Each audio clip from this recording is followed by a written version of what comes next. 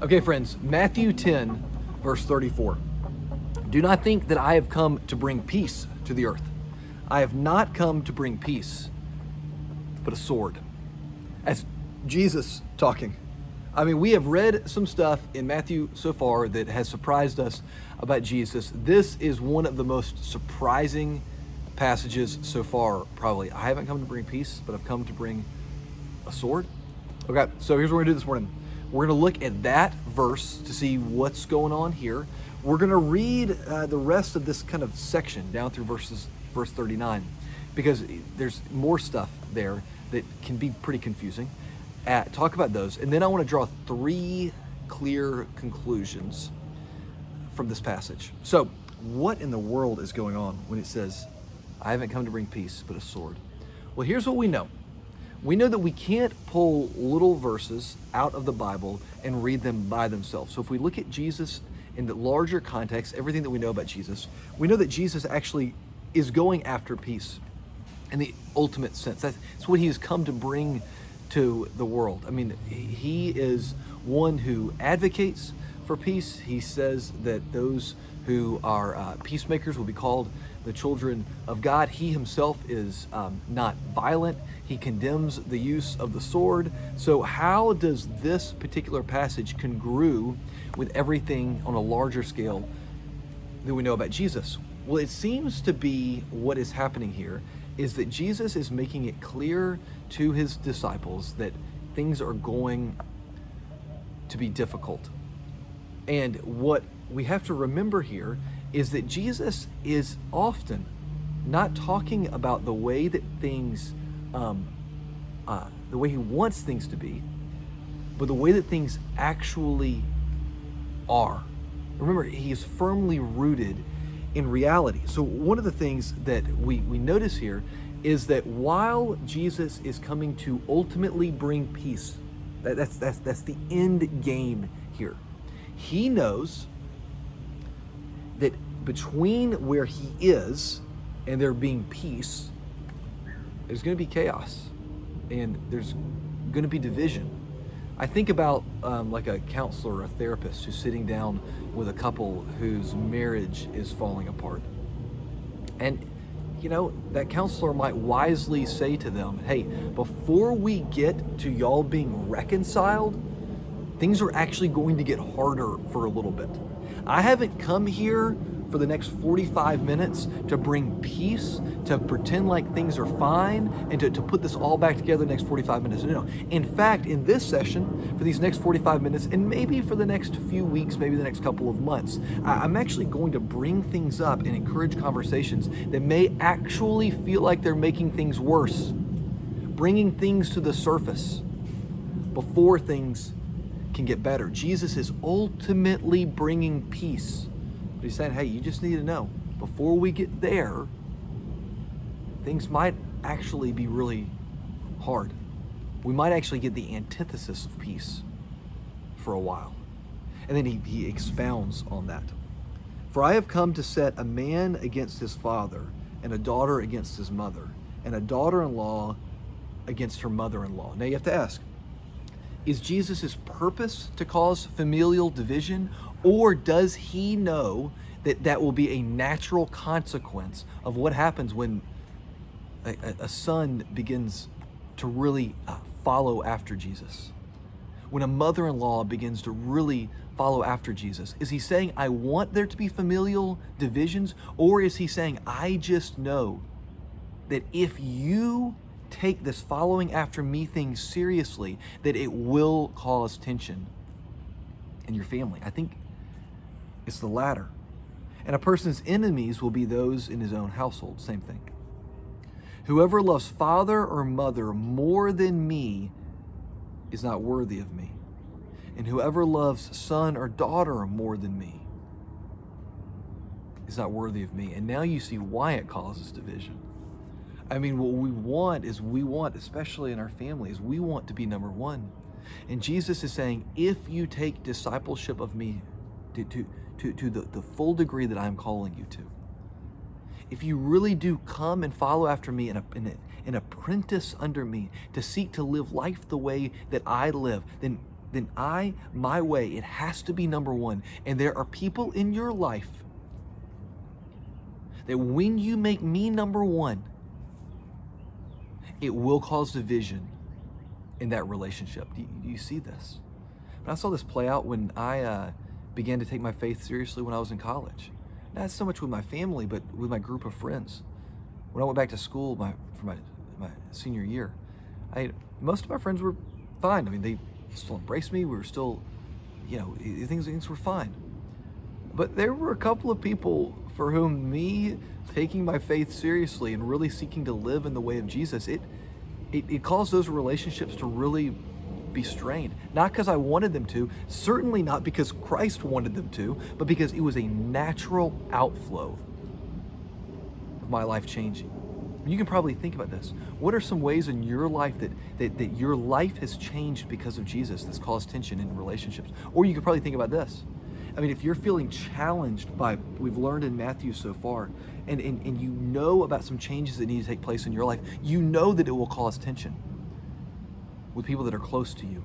Jesus knows this. It's a natural outgrowth of following after him, that it will cause tension. He wants to be number one. And whoever does not take his cross and follow me is not worthy of me. We hear that and kind of just gloss over it. No, come on. I mean, crucifixion was a real thing for them. They had seen people, likely, if not, they had certainly heard about this. People being hung on the cross, and he's saying, look, following after me, it's like you're willingly stepping forward, knowing that life will be so difficult that it is as if you were willingly walking towards crucifixion. There have been so many light, fun passages. Here we see a turn towards the dark. I mean, at this point, these people are knowing that following after Jesus is bringing great fruit, great joy into their lives. But he's saying it's not always going to be easy. It will cause division, and we'll come back to that taking up the cross thing in just a second. Whoever finds his life will lose it, and whoever loses his life for my sake will find it. He says the great paradox is that if you just try to hold on to your life, like doing life your way, it's not going to work out. But if you lose your life, if you give it up, if you fully walk in the way that I am teaching, that's when you'll find life. So what can we draw from this? Well, I think there are three conclusions that we can draw here. One is just a simple line that I read from somebody else this week. To follow Jesus is to embrace martyrdom.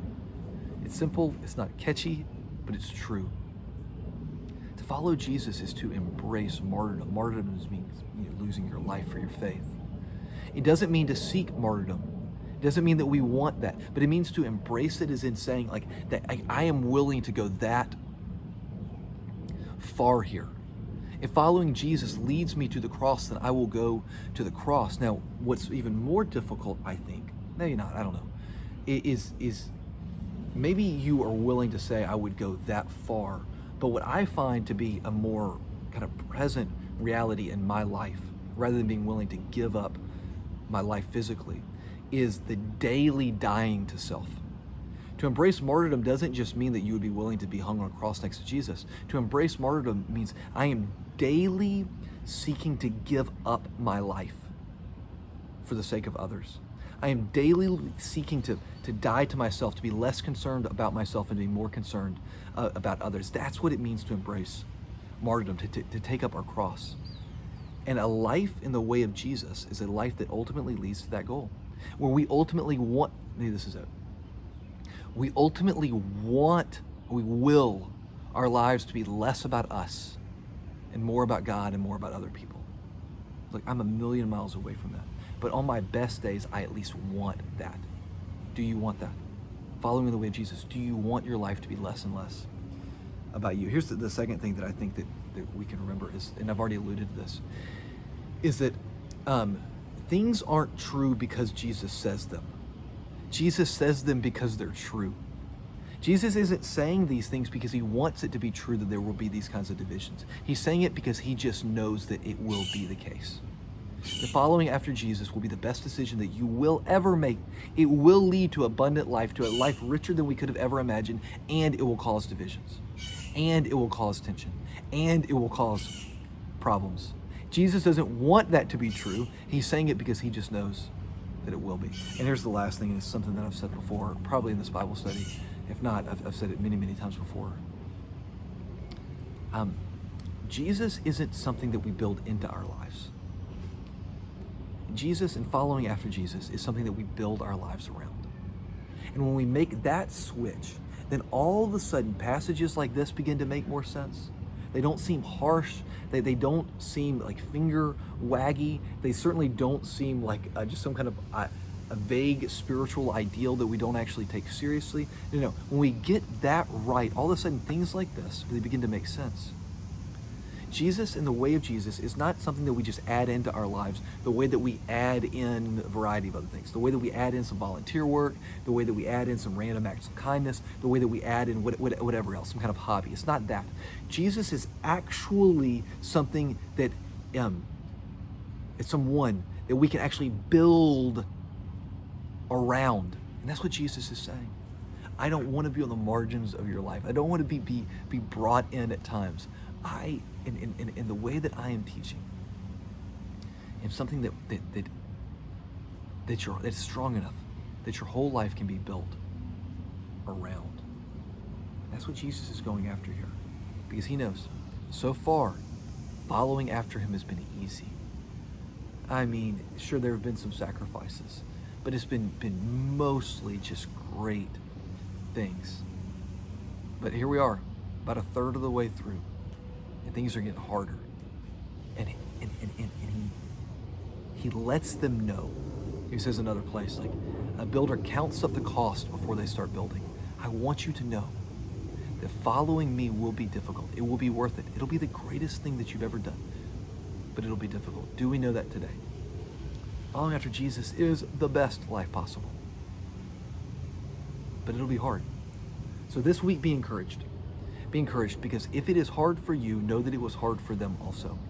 Know that when you live in a way that is faithful to Jesus but causes tension with other people, know that you are not the first one who has walked in that way.